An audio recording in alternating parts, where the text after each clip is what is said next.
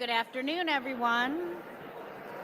Good afternoon, everyone. Hello. Good afternoon. Welcome to the Columbus Metropolitan Club. Founded in 1976 by 13 visionary women leaders, CMC's mission is to connect people and ideas through community conversation. To carry out its mission, CMC explores public policy issues, current events, and lessons in leadership at forums like this every week. From its beginning, CMC has welcomed everyone. I'm Deb Hackathorn. I am the incoming chair of the CMC Board of Trustees. I'm also a principal with Civic Point Government Relations, so it's particularly fun for me to see all of these people that I also get to see in my day job. I'm pleased that you are here with us today. Welcome to CMC. If you're not already a CMC member, well, we need to work on that. Membership to CMC is open to everyone. You don't need to be rich or famous or even well-connected, just curious about the issues facing Central Ohio. So what does it take to become a CMC member? Well, it's terribly difficult. You just need to visit columbusmetroclub.org and sign up. Of course, you can also speak to a member of CMC staff while you are here today. They'd be happy to assist you to become CMC's newest member and trade in your red name tag for the much prettier green one. Please take a moment to look at the back of your forum flyers today as well. There you will see the many generous organizations that support this not-for-profit Columbus Metropolitan Club, and we could not exist without their support. Speaking of supporters, we want to thank today's sponsors for our forum: Advanced Drainage Systems, Delco Water Company, Burgess & Nipel, the Green Funds of the Columbus Foundation, and the Franklin Soil and Water Conservation District. We are also grateful to the Center for Human Kindness at the Columbus Foundation and the Columbus Dispatch for presenting today's live stream, which is being carried on CMC's social media platforms. Please join me in thanking all of our sponsors.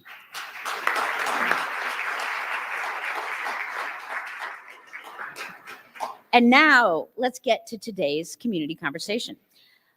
So raise your hand, please, if you like clean drinking water. Awesome. Yeah, we thought that might get everyone. If you raise your hand, then you're in the right place. We're going today to look at a critical collaboration to conserve Ohio's most precious natural resource, our water supply. Governor DeWine's H2 Ohio program united 3 agencies to create more wetlands, reduce fertilizer runoff, and ensure access to clean drinking water.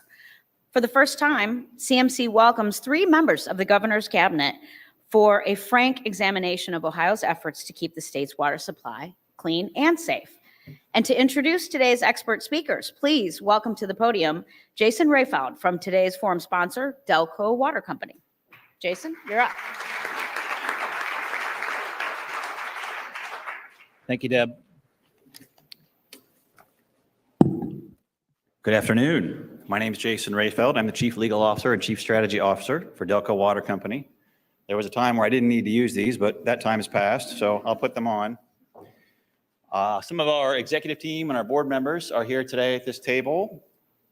Normally, they don't let me drink anything but Delco tap water, but hopefully today they'll make an exception and I can drink some bottled water.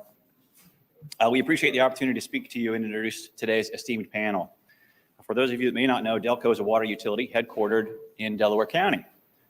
We're a member-owned nonprofit utility governed by a 9-member elected board. We have 4 treatment plants, over 2,200 miles of water mains, and serve an 850 square mile service area encompassing parts of 8 different counties.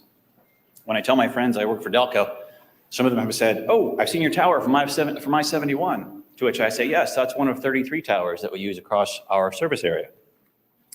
Delco is the largest water utility in Ohio. Now, don't misunderstand me and think that I mean we have the most customers. We don't. Columbus, for example, has multiples of the number of customers that we have, but we serve a larger geographical area. We are different types of systems. Urban systems are dense. Regional systems are spread out. We are regional. Some of you may be wondering, what are you doing down here in Columbus? And that would be a reasonable question, particularly when the staff at the Columbus Division of Water does a fantastic job of taking care of the water needs of our capital city. However, the development locating in Central Ohio is bringing companies to us that are asking for 3, 4, and 5 million gallons a day. For comparison, a household uses about 220 gallons per day. Large school districts 30, 40, 50,000 gallons a day. The Columbus Zoo, about 100,000 gallons a day. It's a lot of water. Ohio, and particularly Central Ohio, is undergoing such a massive development boom that it's hard to fully comprehend the scope and impact it's going to have on all of us. So Delco is here at this fine event because the development is no longer just in our backyard or our side yard. It's in our living room right in front of the television. We're spending a lot of time on how can we supply the massive water requests from giant users while continuing to serve our current members. We all need a regional plan to support the development because it's too big and there's too much at stake to leave it to one-off solutions. Delco's recently begun sharing a regional solution that will work for everyone, but it's not without challenges. It won't be easy, it will be expensive, and it will take time to build. No regional solution will happen quickly or be inexpensive. But if we don't implement a big picture solution, we may all feel the effects of too much demand and not enough supply very quickly. Water is our business, so we are keenly interested in the topic of today's panel. And although we are passive receivers, we are very concerned about PFAS, or forever chemicals. But frankly, our two top regulators are on this panel, so there was no way we were going to miss the opportunity to introduce them. And now it's my pleasure to welcome today's esteemed speakers. Brian Baldridge, Director of the Ohio Department of Agriculture, Mary Mertz, Director of the Ohio Department of Natural Resources, Ann Vogel, Director of the Ohio Environmental Protection Agency, and our host, Natalie Fahmy, Ohio State House reporter with NBC4. You can read more about today's panelists in your forum flyers. Natalie, we look forward to today's conversation.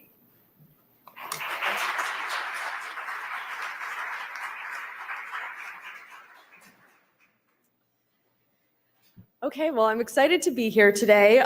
First, I just want to give all of you guys a clear picture of what we'll be talking about. So I want to ask, we can start with Director Baldridge here, what exactly your department plays, what role it plays in improving Ohio's water, and why we should care.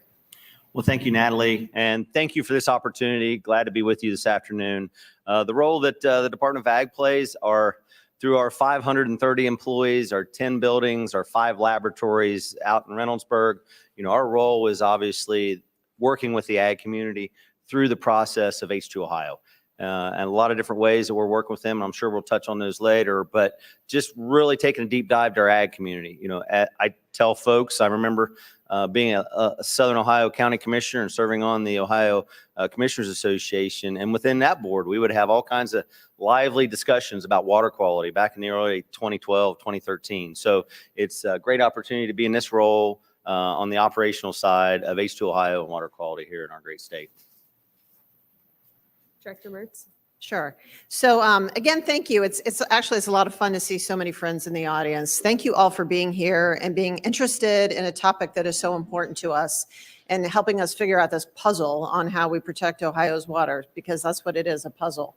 And so our piece in that puzzle at the Department of Natural Resources, I mean, we care about water for a lot of reasons. Recreation, we maintain reservoirs. I mean, we have a lot of interest in healthy water at ODNR.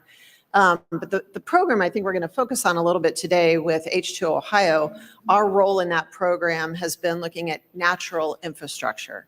How do we use natural infrastructure to clean up our state's waters? And by that, I'm really referring to wetlands, right? So not only wetlands, but mostly wetlands. What are those natural things we can do besides building the big wastewater treatment plants and all of that hard infrastructure? What can we do with nature? How can we use that to slow down the movement of water across the landscape, to absorb the nutrients that are harmful, to sequester carbon, to provide great habitat? There's lots of good reasons for wetlands. But our focus in the water quality program we're really talking about today has been about how to use wetlands and other natural infrastructure features. And that's what we've been investing in across the entire state. Good afternoon. I'm Ann Vogel. It's a real pleasure to be here and see a lot of familiar faces and new. So I came from the governor's office where I got to be part of H2 Ohio from day one as the governor started thinking, okay, what's going to be, you know, his signature for water quality in Ohio, and specifically focused on Western Lake Erie Basin and Lake Erie, of course, but then bringing in the Ohio EPA to think about, okay, well, how do we do this statewide? And how do we provide some additional funding to the need that's out there in terms of, for Ohio EPA, water infrastructure, whether drinking water or clean water infrastructure? How do we figure out where our lead service lines are? How do we take people off of failing home sewage treatment systems, septics? But those are the three pillars that Ohio EPA has been involved in. I'm very proud that it's a statewide effort and has been for all these years. Our fourth pillar now is the rivers. So the new rivers initiative that the governor announced and the General Assembly funded in this last budget is the fourth and an exciting area that we'll be digging into in the coming weeks and months. So Director Vogel, you brought up the budget and all the funding there. And the H2 Ohio initiative, it's fairly new. The governor introduced it in 2019, but we saw substantial funding for it in the budget that was just signed into law. So can you just tell us more about what the program is and how it works? H2 Ohio, the big, okay, so yes, a lot of you in this room, by the way, were at the table with us at the beginning. So I want to acknowledge our advocacy partners. And I think what makes H2 Ohio special and what made it different than anything that had been tried previously was that the three of us were at the table for one. The agencies were brought together, and the governor also brought in the agricultural community and brought in the advocacy community and brought in anybody who had the shared vision and the shared goal of clean water to actually make a difference, and then funded it, right? And put real money behind it and asked the General Assembly for their support. So the program took off in 2019 because, and I'm still going to meddle in ag space because I was there, because the folks that designed the program were at the table with us in the governor's office from day one. And so that's the kind of the history of the program. And then we're now in the third budget. And I am grateful to the support of the General Assembly because that number has kept going up, which I think is a tribute to how they must think we're spending it wisely, right? They must think we're making progress with the money that they've appropriated. So Director, go ahead. I was just going to jump in on the money piece of it. I have a cheat sheet in front of me. I don't have the numbers memorized, but I happened to add it up just before this started. So over 6 years, 610 million. So if that's not a commitment, I don't know what is, right? Over $500 million, $610 million is Governor DeWine and the General Assembly, their commitment to address, and that's on top of all the other money we already spend, right? So there are all these base and foundational programs to protect Ohio's waters. This is just the money on top of that to make this program work. So no question of the commitment. Now we just gotta, we're always checking ourselves. Are we spending the money right? Are we spending it so it makes a difference? But kind of gives you sort of the outer limits of this program, and there's more yet to come, so. And I'll just touch on it just a little bit, bring a little bit of a different story along, obviously. And Director Vogel and Director Mertz were part of this at the beginning. I was part of it in the legislature. So when the governor's budget came into the legislature in 2019, I was on the subcommittee on ag, finance subcommittee. So it was really exciting for me in February of this year as the governor made the announcement for me in this role. It was really exciting to really look at the operational side of this, where we were on the other side of it trying to figure out how we were going to fund it in the legislature. But for me, it's great to see how well the agencies work together. Comments to everybody prior to me getting in this role. But for me, that's the exciting part of it, really looking at it on both sides and seeing where we're at today and moving ahead, like Director Mertz said. So we're talking about all this money that's going into ensuring that Ohioans have clean water. You may have seen in the news recently, a recent study showed that half of the country's tap water contains so-called forever chemicals that can cause health issues. What's the current state of Ohio's water? How necessary is all this money?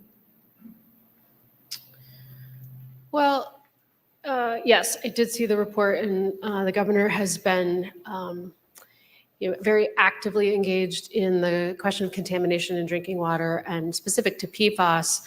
The minute we had a detection in 2019, this is the before times, the governor instituted a PFAS action plan. The Ohio EPA went out and tested 1,500 public water systems across the state of Ohio with the goal of identifying where hotspots may be. And so we're pretty far ahead in terms of just determining and knowing where where the concerns may lie. Now, on the regulatory side, the US EPA has a proposed MCL that may go final at the end of the year, and we'll be following that in terms of the rulemaking and what it takes. But more importantly, from the H2 Ohio perspective, and what the governor's commitment is to help those small communities, particularly, to be able to treat, to be able to figure out the sources of the PFAS. And yes, I mean, there's always going to be the next contamination. I mean, I think we know that. So. And I guess from my standpoint, PFAS, and again, I want to bring up the legislature, but I was able to carry legislation and pass legislation that we put in place that stopped training that was being used in first responder setting. And so we were able to put a stop to that, knowing that that chemical is still being used in emergency operations, but it was one way to slowly, as we recognize these forever chemicals that we need to be very concerned about. But it was one way to slow that and try to do our best to keep it out of our water systems. And not just forever chemicals, right? So a lot of what drove this initially was algae blooms, right? Toxic algae blooms up on Lake Erie. But it's not just Lake Erie. I don't know how many folks in this room might go over to Buckeye Lake. So an issue there as well. For the past few years, we've been good. We haven't had to put up beach advisory. I mean, that's where it hits me. When I have to put up a sign to tell people not to go in at the beach or not get in the water, I mean, this recreation is part of my business. So that's very disappointing. That's not what I want to see. So Buckeye Lake has had beach advisories in the past with toxic algal blooms there. Hasn't happened in the past few years. We want to keep it that way. That's why one of our wetland projects is out at Buckeye Lake, and it's beautiful too. You can go see all the great waterfowl there as well. And we're working on a couple of other projects there as well. Same thing up at Delaware Lake. We're working on a big wetland project there for the water flowing into Delaware Lake to prevent those algae blooms. And I want to recognize just for a second, sorry, but Franklin County Soil and Water, we appreciate your partnership on a project out by the Darby. So the Hell Branch Meadows West Wetland Restoration. That's a really important project to us because maintaining the Darby, I mean, it's a state and national scenic river. If we let that go, we should be ashamed of ourselves. And so we're all working hard every day to make it work, and you are our partners to make that project happen, and we appreciate that. Director Mertz, can you further explain how wetlands work and how they're really working towards preserving Ohio's healthy environment and the waterways? Yeah, so there are people in this room who could explain this much better than I, and I see you now, so forgive me. But you can imagine there are many different forms of wetlands, but the basic idea is it slows down the water. That's the first thing, to slow down the water and allow mostly the soil to absorb nutrients. Up here, we're worried about phosphorus. Other parts of the state, maybe we're more concerned about nitrogen. And so the soil to absorb those nutrients, for the plants to uptake those nutrients, these wetlands will require maintenance and work. But, and we have to keep an eye on them, and we have to measure them every step of the way to see what's working and not working. And like I said, I've got some of my great scientists in the room. I know that could explain this better than me, but we're trying to take straight channels that just race, agricultural runoff and other runoff down to the waterways. We're trying to slow that down. We want the stream to take a meander. We want the sediment to fall out. We want the absorption to happen. I mean, it's, you can kind of envision it, which is sort of the beauty of the wetlands, is you can understand how that is going to help. And we have great data out at Grand Lake St. Mary's. We've been doing this for years. We have years of data that shows that we are slowly improving that lake, both through improved agricultural practices and a huge series of wetlands we have encircling that lake. We can measure the water going in, we can measure the water coming out, and we can see the difference. But there are all sorts of different wetlands, not just a straightforward, make a stream meander or divert a river through a wetland. There are floodplain mitigation wetlands. There are lots of different versions, but that's essentially what we're trying to accomplish. And I'll just add to that from a standpoint of trying to, Director Mertz mentioned, slowing down the flow. And one of the things we're doing in the ag space is obviously two-stage ditches. So before, those tiles coming out of those agricultural fields dropped right into a waterway and off to the races. Well, now as we do a two-stage ditch, we slow that water through natural vegetation and so forth before it gets to the ditch. So it's kind of part of that, as Director Mertz mentioned, that slowing of the nutrients moving through the water systems. So I want to move on now to an analysis by the U.S. Census Bureau in 2019. It found that people of color, low-income individuals living in rural areas, tribal communities, and immigrants are more likely to go without running water and basic indoor plumbing. Is there a connection between social justice and access to clean water, and does the H2 Ohio initiative at all address water equity in Ohio? Yes, there is a connection, and yes, we do address it. It's a critical component of what we do at the Ohio EPA in terms of infrastructure investment. A significant portion of our principal forgiveness grant dollars go to disadvantaged communities across Ohio. We work very closely with the advocacy communities in both rural parts of the state in Appalachia, but also in our urban communities to, for example, help with identifying lead lines. We were able to celebrate, along with Cleveland, a big success last year in terms of eliminating lead service lines from publicly owned daycares in Cleveland. So that's an example of something that we celebrate, but we can always do more, and we are always looking at that issue. Yeah, good question. Yeah, and I'll add that to that as well. So we have made some intentional choices for some urban wetland projects that we're excited about, as much for their educational opportunity as the results. Both are important. And also a lot of, so I've only talked about wetlands. Part of our program now is also acid mine drainage.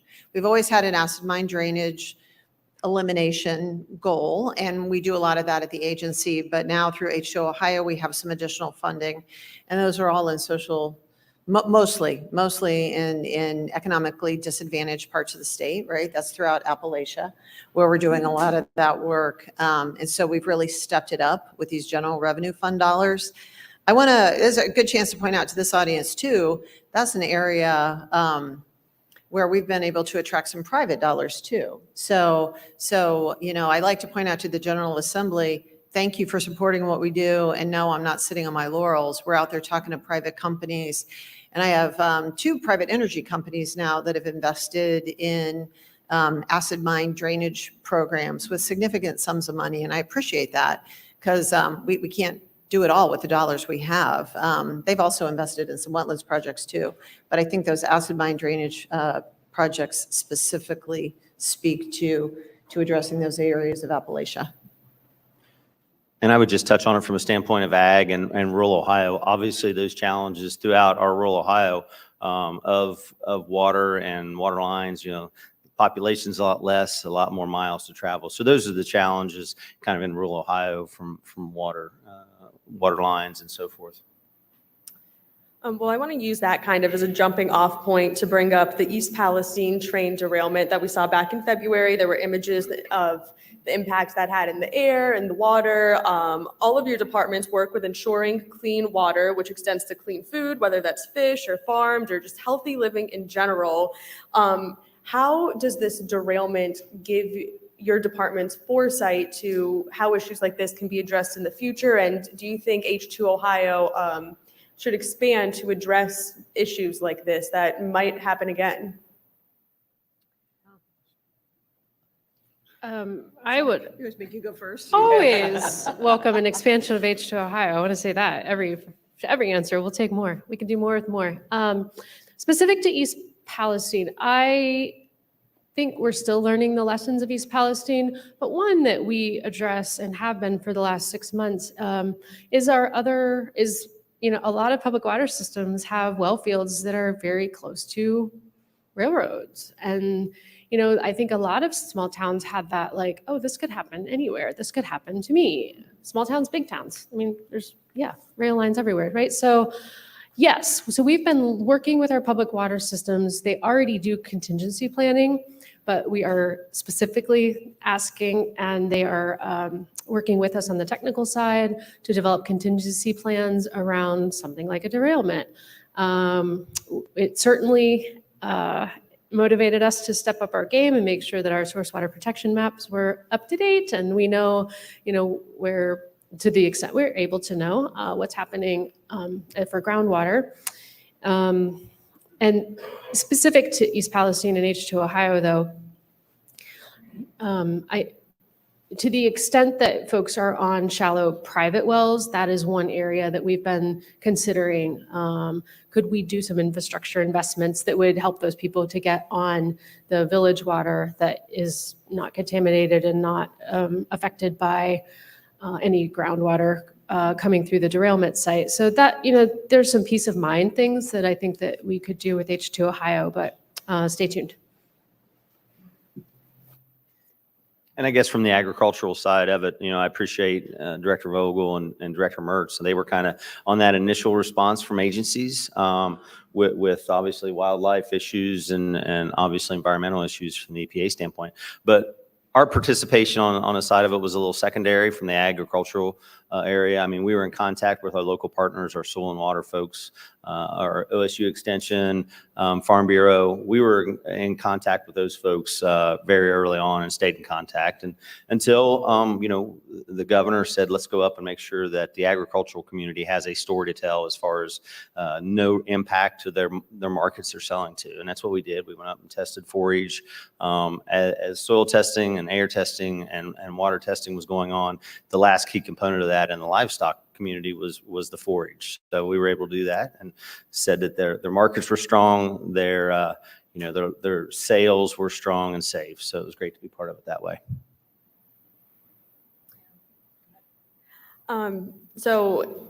I think you guys can all speak to the importance of deliverables, especially when it comes to expanding H2 Ohio. Director Vogel, we just saw a river study that your department kind of headed. Can you talk a little bit about what that found in the state of Ohio's rivers? Yeah, happy to do it. So the governor announced last week the release of the Large River Survey that took 2 field seasons for our surface water folks to, for the first time ever, go out and look at all of the large rivers in the state of Ohio at the same time. We're always out in the field, doing the fish and bugs, but this was special because we did all of them. So large rivers are any that drain 500 square miles. So any piece of a river that has that drainage area, we went out and did the fish and bugs, but we also did the water chemistry and the sediment over 2 seasons. And, basically it showed that the Clean Water Act and all the programs that you've all been a part of for all these years are working. So we've seen a huge improvement from like 18% in attainment to 86% of Ohio's large rivers in attainment for water quality standards. So it's fun to celebrate good news, but it also was great timing for our scientists to say, okay, well, here's what's left. We know where the river miles are that still need improvement. And the fact that, the governor had already decided to introduce this focus on rivers was great timing. And we were able to say, we've got the science, we know where to go do the investment, and we know how to fix, significant portions of what's left. So it was exciting news, and we're excited to get started on the next 14%. And for me, it was exciting that EPA produced this data because we are kicking off the H2 Ohio Rivers Initiative, and it'll help us figure out where to focus our efforts. And if you haven't heard much about that initiative, it kind of comes in 3 parts. One is more monitoring and data collection. A lot goes on now, but there's never enough, right? So our agency will be involved in some mussel monitoring, some aquatic species monitoring, just improving that across the state to make sure we have all the data we can get. Part of it, the money will be spent on preserving those rivers that are already pristine. So we have some great clean rivers, as was outlined in that study, and other studies we have as well.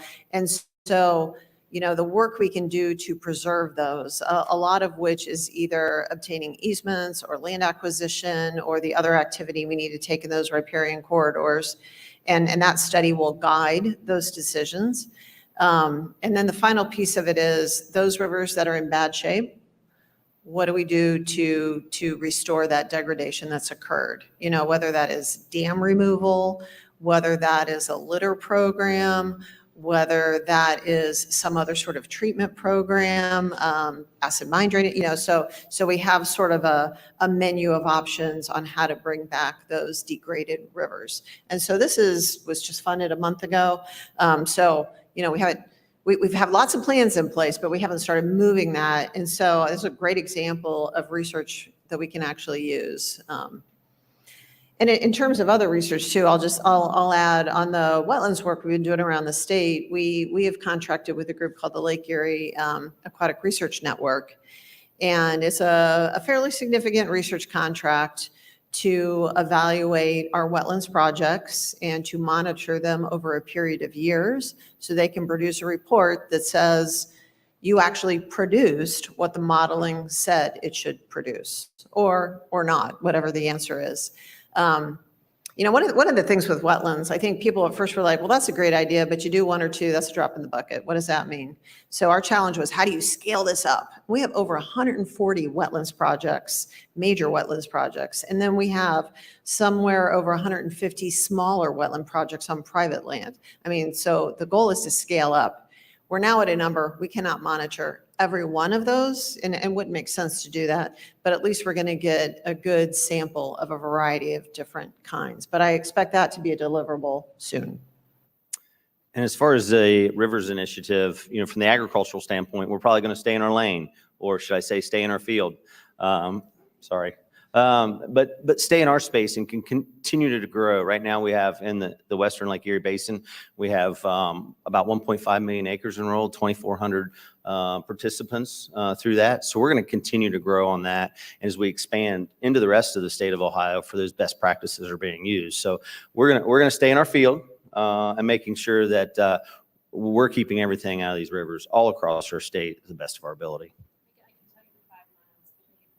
Your help. Close contact. How important is it, even if we get to a point in Ohio where the water quality looks great, how important is it to continue funding programs like H2 Ohio for the next maybe several decades? So I'll start off from the agricultural standpoint, and it was unique for me to go to a Midwest agricultural departments of ag. There was about 13 states there, and everybody was asking a lot of questions to Ohio. Without a doubt, we are leading the charge in water quality across our country. It was clear to me at that event. I didn't realize how much we were leading the pack, but folks were constantly talking about this. So as we move forward, this is a process we know. In the ag community, we want to put just the right amount of nutrients into that soil.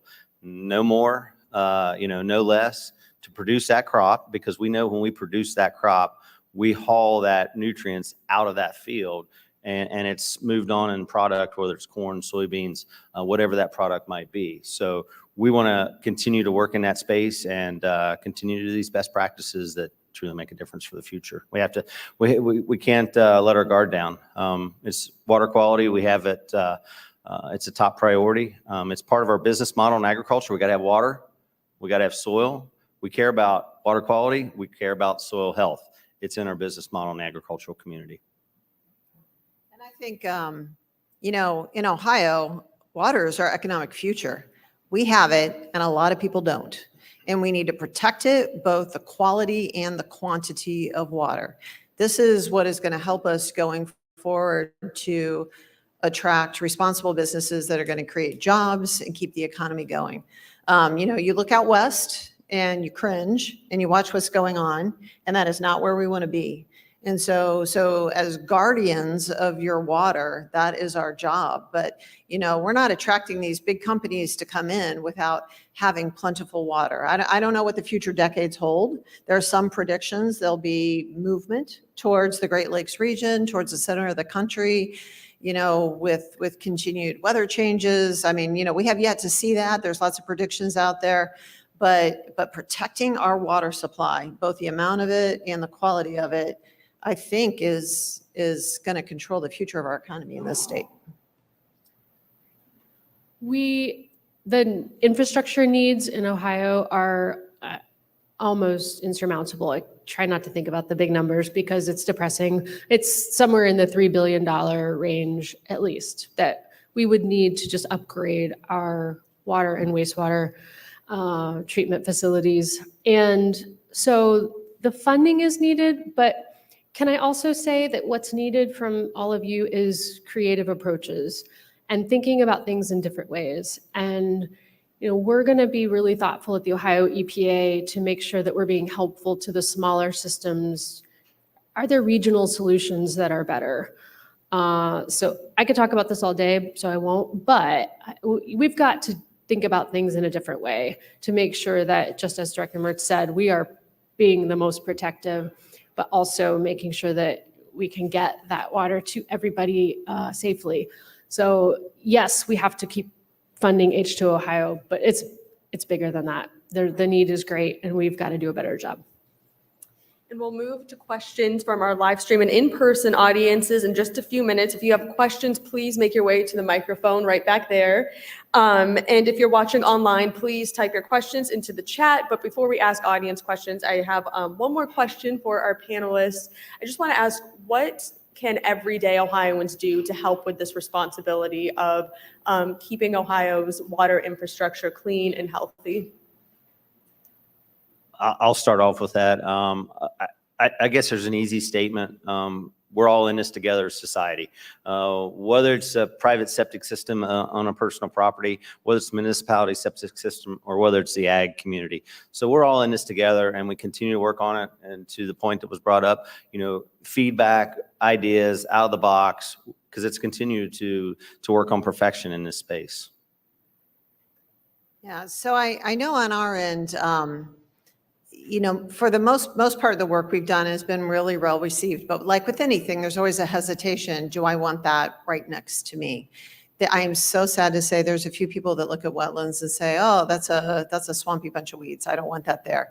So helping with that education and producing them in a way that people enjoy them and helping people appreciate and support that natural solution, I think is something that we need to kick off appropriately and communicate and articulate that.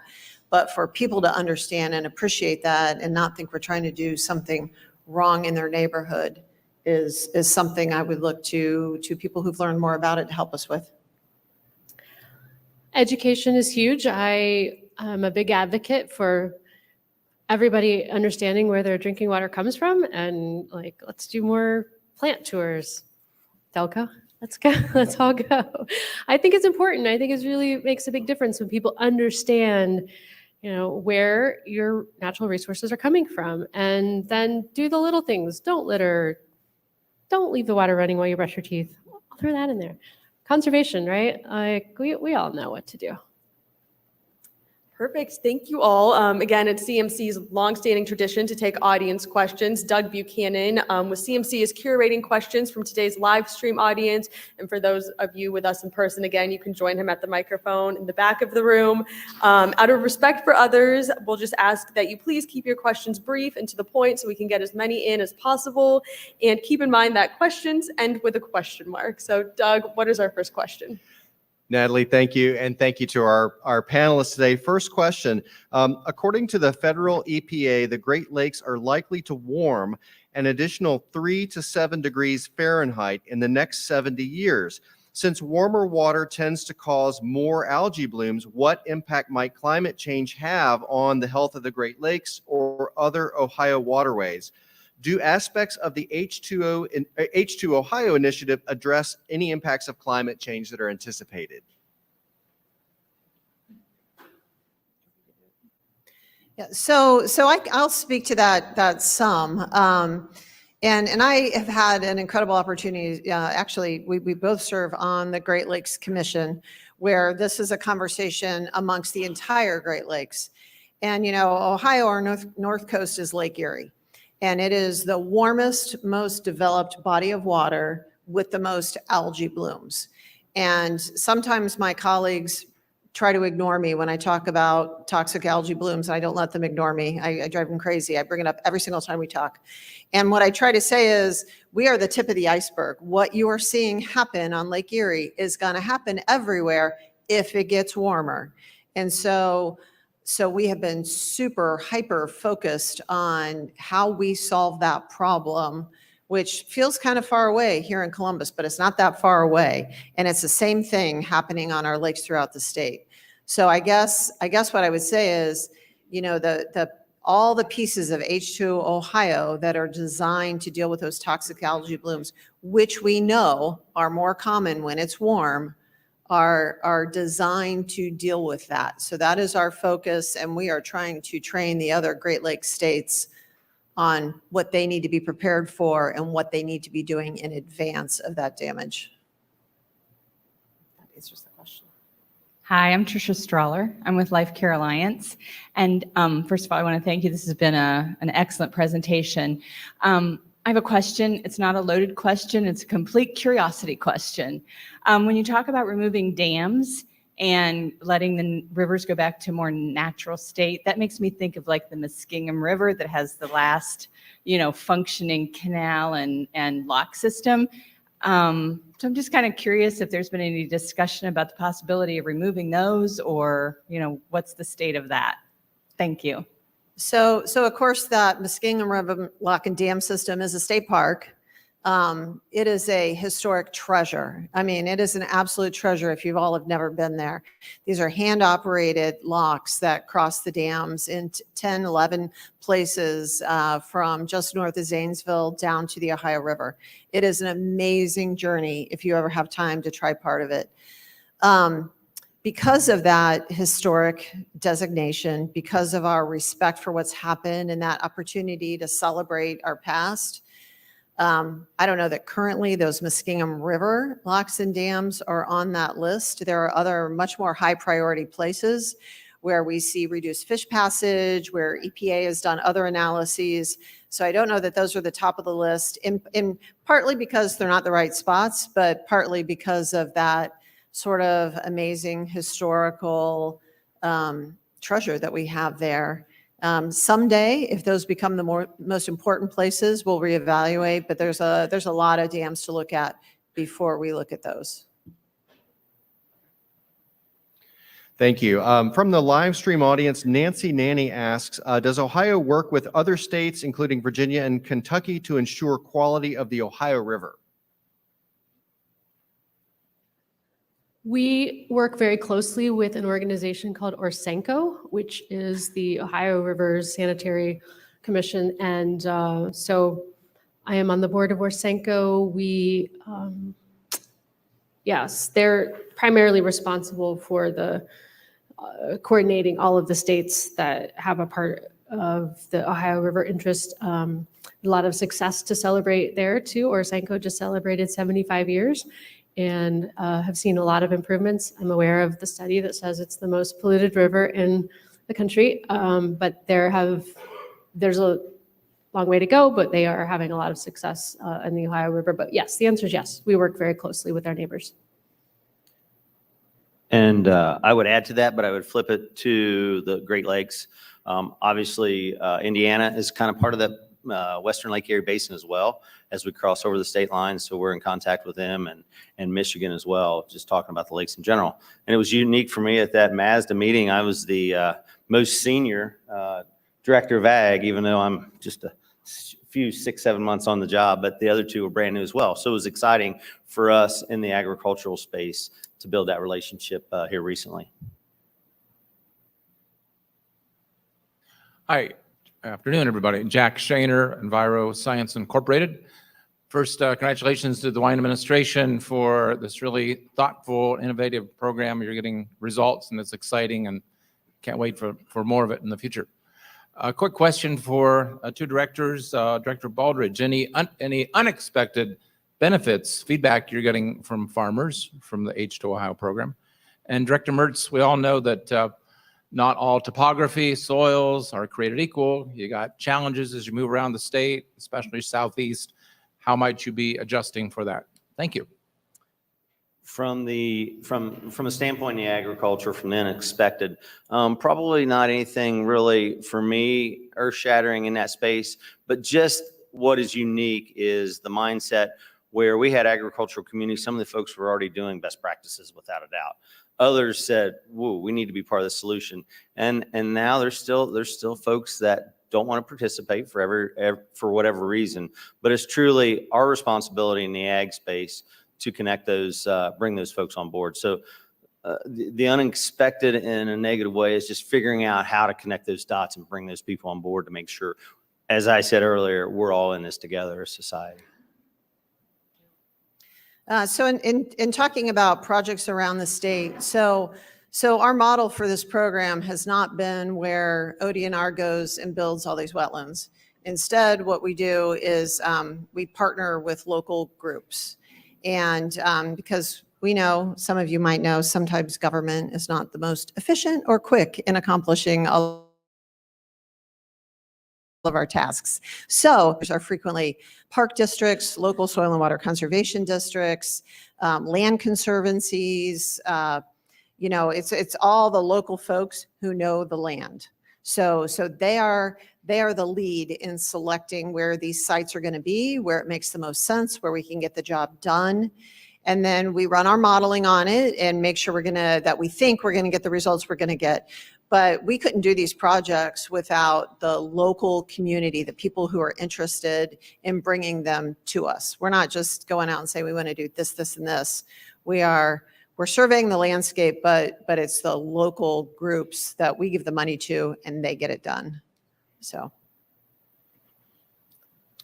My name is Nicholas Berner, and I had a question for Director Baldridge, please. Regarding agriculture, you talk about current projects you're doing now as of 2023. I wanted to go back with what effectively can we do to balance the preservation within the agricultural community with Ohio's wetlands, their agricultural community, as I said, and ensuring some of the sustainability for future generations, younger men, younger women that are coming up in the agricultural society. How can you conserve that for Ohio's future? Well, thank you for that question. And from a standpoint, it is a little bit concerning. You know, the ag community, the numbers go down. The number of acres that folks are farming go up. So our numbers in that space are going down. There's concerns, next generation, where does that go? Where does that land? Some of the things that have been done in the legislature, which we're heading up out at ODA, is our first time farmer tax credit. It helps that person coming in. Also, it helps that person retiring out of the ag service to give them some tax benefits. So that conversation is continuing, and it's that balance. It's between economic development. It's between the ag community saying, we have to have acres to provide food for our future generations. So it's that constant balance that we continue to talk about.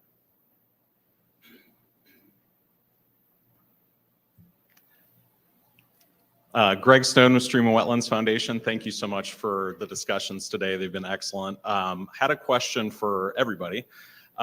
So Ohio's petition ditch drainage laws have cropped up as a stumbling block for some great projects in Western Lake Erie Basin. I was curious if conversations on those laws have reached your level, and if so, if there have been discussions about ways to potentially balance the need for water quality improvements with drainage. So to touch on ditch line, I came to Columbus as a township trustee in early 2000 to be on the board of directors for the Ohio Township Association. They started talking about ditch line law, and I went, what is that?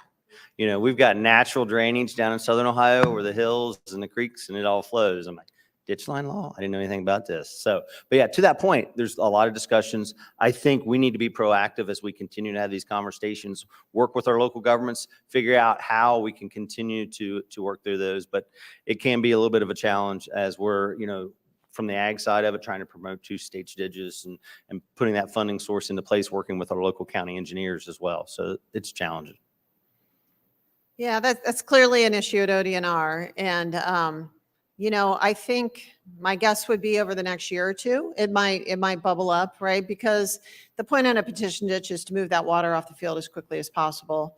And of course, my goal is as slowly as possible, right? So we have to meet in the middle there somewhere and make it work.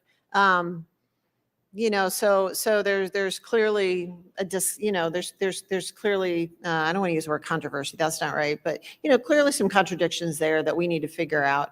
My guess would be over the next few years, maybe we really look at that whole system and figure out how we meet the agricultural needs and the water quality needs both. But it's more recently come up a number of times, I'm sure you're aware. So we'll see where that heads, but I don't think there's any solutions on the table yet.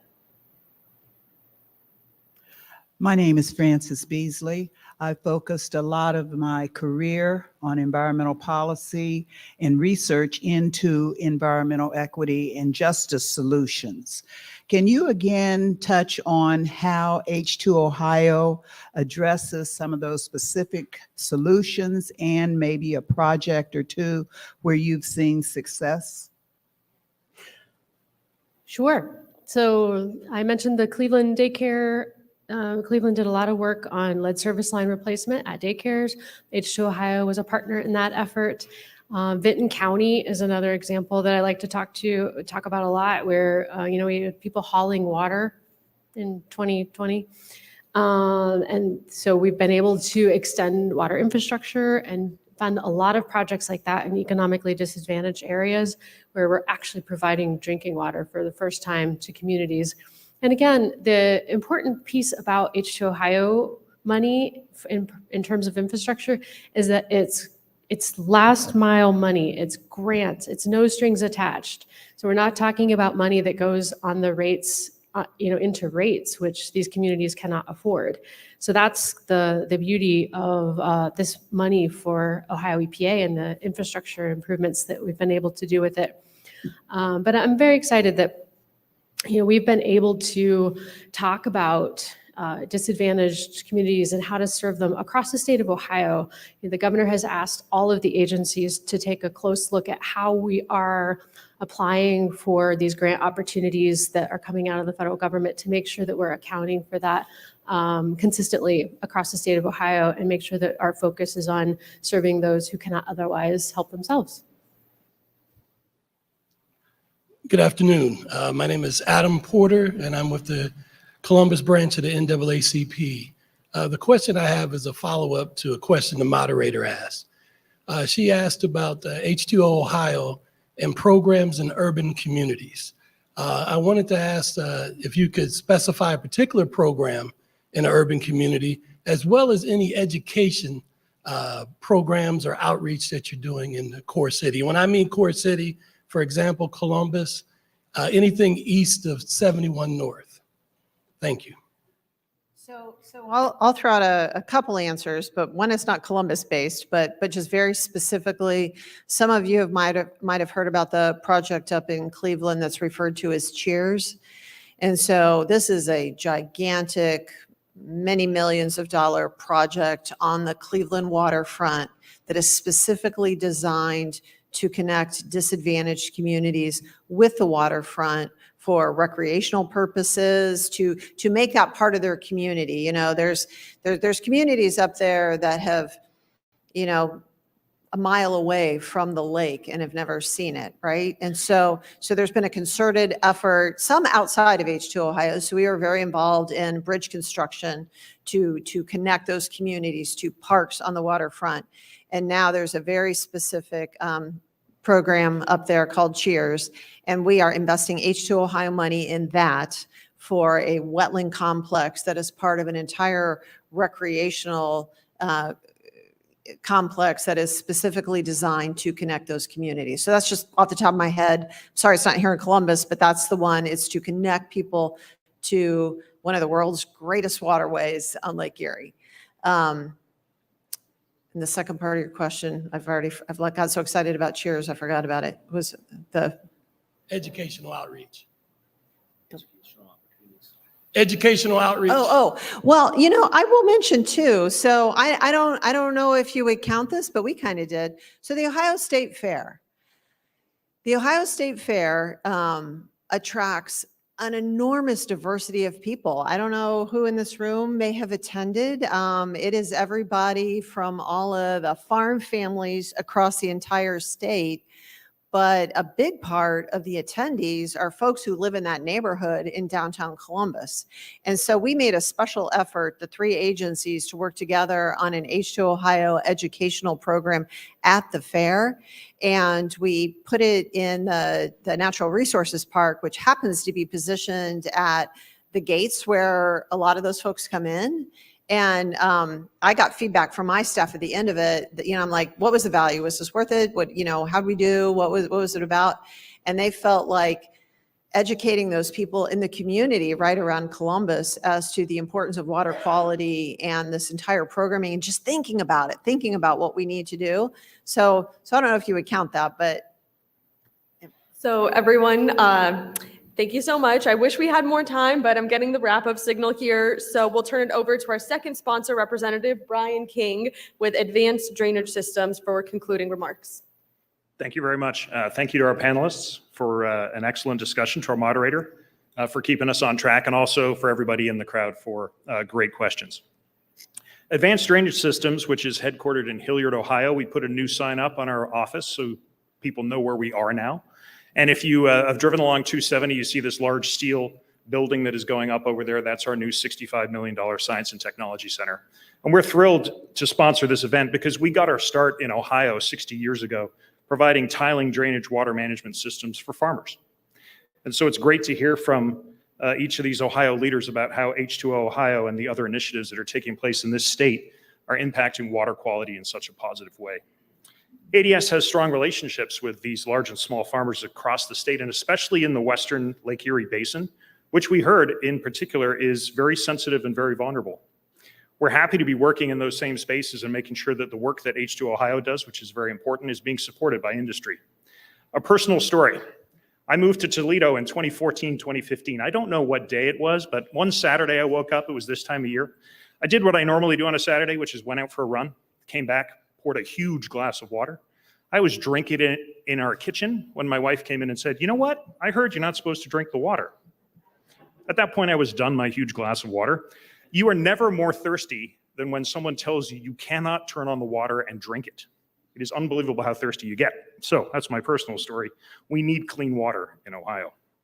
Our customers, and that's more than just farmers, that's the people that develop residential and commercial spaces, it's government agencies, it's municipalities. They have found that stormwater management, managing water, has a very rapid impact on your environment, both positive and negative. We need to make sure that it is positive.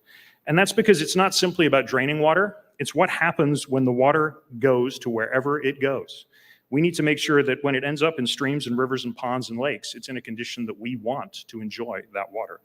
At ADS, we think about the life cycle of a raindrop. We capture rain, we convey it away from where you don't want it, you store it in a place where you want to keep it, and ultimately you remove it or put it back into the environment in a condition which should be better than what it was actually captured by.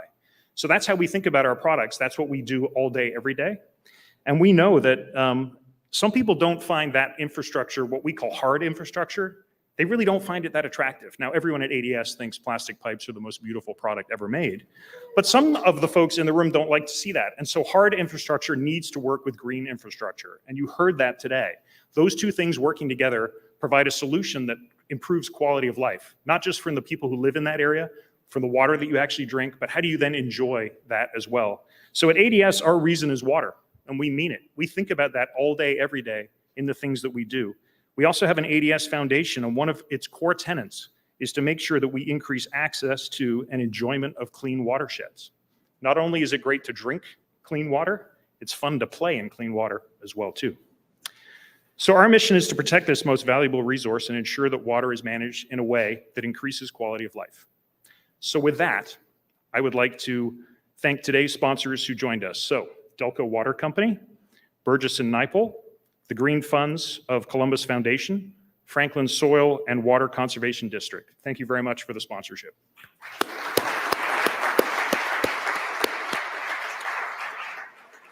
Thank you as well today to the Grange Insurance Audubon Center for hosting us. Shout out to Noctura Brewing, who's going to open a brewery right over there. So you'll be able to come down here, enjoy nature, and enjoy water in the form of beer. So that's a shout out to them. I really love those guys. Thank you to our virtual seat patrons and to the Center of Human Kindness at the Columbus Foundation and the Columbus Dispatch for also supporting today's live stream. And once again, our very special appreciation today is speakers, Brian Baldridge, Mary Mertz, Ann Vogel, and our host, Natalie Fahmy. Thank you very much.